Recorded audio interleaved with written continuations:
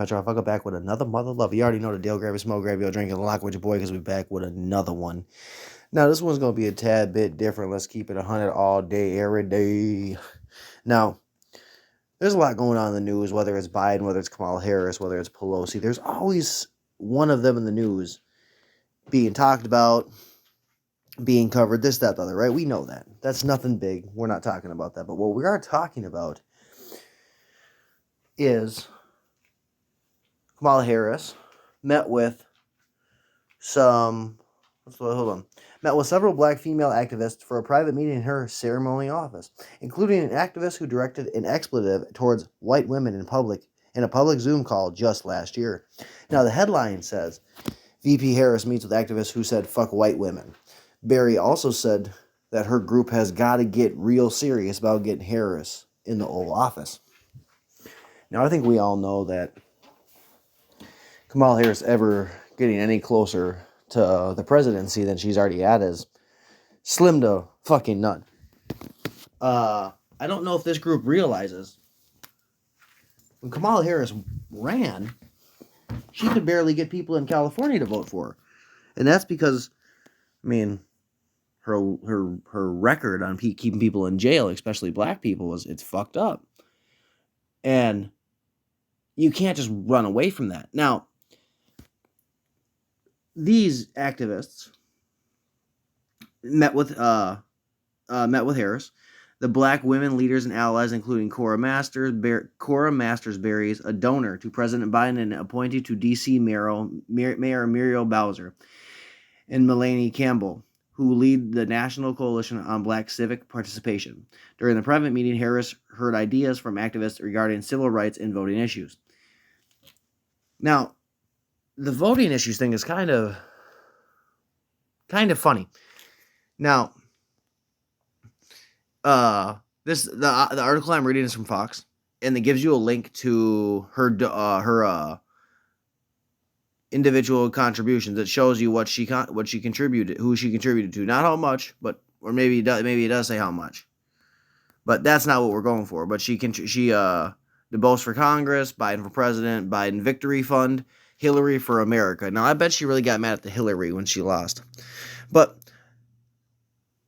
however, some activists have a history of making controversial statements about other races.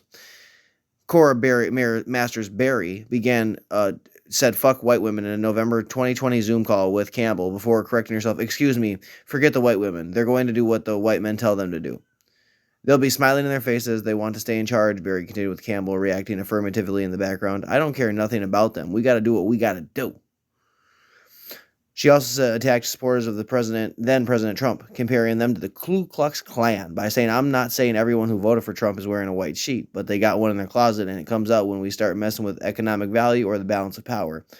That's a very ballsy statement, seeing as how there was blacks and Latinos that openly voted for Trump. It's a very ballsy statement when you could turn around and say, so then does that mean every black person has Black Panther shit in their Black Panther garb in their closet? Does that mean that every, per se, I guess you could say Muslim, does that mean every Muslim has a suicide bombing garb in their closet? Because what you're saying is one race, no matter what, has hate built into their heart no matter what. And I mean, these people are the leaders of groups. Like, is this really a good idea? And I know there are black people out there that would say, fuck no, it's not a good idea. No, she shouldn't be saying that type of shit. But yet here we are. And this is the type of person that's hopefully influencing a very, very bad vice president of these very beautiful United States. But here we go and here we play. Now, Berry also said at the time that should Biden win the 2020 election, her group has got to start organizing to make sure the next president of the United States is a black woman. How much closer are you to that? Because when we scroll over to, when we click Kamala Harris's name in this article, the very next article from Fox says, from 2 hours ago from Central America, Guatemalan president says he had no direct contact with the White House since border czar Harris June meeting. He hasn't talked to anybody from the White House since June. And you want to put her in office. And I guess we can go one step further and we can look up we can easily look up what's her Kamala Harris's voting record and or Kamala Harris's we can look up approval rating. We'll look up that first just to be a dick. Ooh, this is from 8 hours ago, New York Post. I know a lot of lefties don't like New York Post, but I fucks with them. Here we go. A Rasmussen report poll found that just 39% of likely voters have favorable impression of Harris, while 57% have an unfavorable view of the VP. Harris is further underwater among those who have strong views of her, while 19% of the likely voters say that they have a very favorable opinion of the vice president. Fully half, 50% of all respondents say they have a very unfavorable impression. Whew. And the grim numbers come out after Chief Harris spokeswoman Simone Sanders became the latest top staffer in the VP office to announce their departure, joining Director of Press Operations Peter Vels and Deputy Director of Public Engagement Vince Evans. Her whole team is crumbling around her, and yet you think she's going to somehow get into office. That is insane. But yet here we are. Like, how is that? You got to think about how is that not insane? You know what I mean? And then this is back to the article. Campbell has her own share of controversies too, having defended former Women's March co-chair Mallory when she faced accusations of anti-Semitism before stepping down from the Women's March, sharing a petition in support of Mallory. Black women all over the nation and dysphoria and stand in solidarity in support of our sister leader Tamika D. Mallory. Mallory was one of the National Coalition of Black Civic Participation President's Circle Leadership Awards honorees in 2020. Now, she faced backlash after she said that the controversial Farrakhan was the greatest of all time because he has done what he has done in black communities. She has been seen attending an event where Farrakhan and the power of Jew said that the power of the Jew is my enemy. Now, see, I don't think we're going to continue to go with this, but we'll read one more little piece. Mallory later wrote, as I continue to grow and learn as both an activist and as a woman, I continue to grapple with the complicated nature of working across ideological lines and question how to do so without causing harm to vulnerable people. I don't think she cares about vulnerable people at all, especially if she's listening to Louis Farrakhan. No way. That man has a hatred for Jewish people, something nasty and something fierce.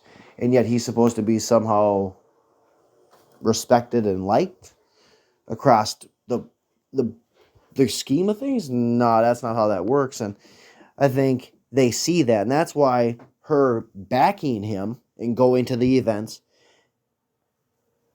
definitely raises red flags with a lot of people, especially people that see Louis Farrakhan as someone that has nothing but hate actually in their heart.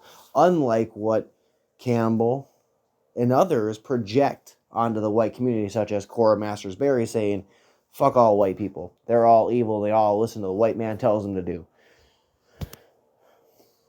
I mean, it's okay. You can just admit that you're a racist. It's okay. Just say that you're racist and move on with your fucking life. Because we all see it. We all notice it. And you just have a handful of people that are okay with it. Why the majority, just as in Kamala Harris's favor, aren't okay with it. Just like they don't really like her. But yet you're going to somehow try to, we really got to work hard on getting her in office. Never going to happen. But yet, you're more than welcome to play the game. You're just going to lose it. And on those notes, you already know what it is. Stay blazed, stay blessed, stay safe. Fuck Biden. Fuck Harris. Fuck Cora Masters-Berry. And fuck Campbell. Can't remember her first name, but fuck her too. Oh, and fuck Louis Farrakhan. On those notes, peace.